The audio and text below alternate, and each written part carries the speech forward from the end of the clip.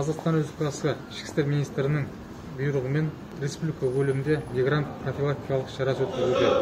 Осыған орай Абай аудандық полиция басқармасының көші-қон қызметкерлерімен 35 шетел азаматы бөлімшеге жеткізіліп, жеке бастары анықталды. Олардың құжаттарын тексеру барысында құқық бұзушылықтар анықталған жағдайда олардың барлығын толықтай әкімшілік хаттама толтырылып, Шымкент қалалық мамандандырылған әкімшілік сотына жолдануда. Аталған шара 17 наурыз 2022 жылға дейін жүргізілуде.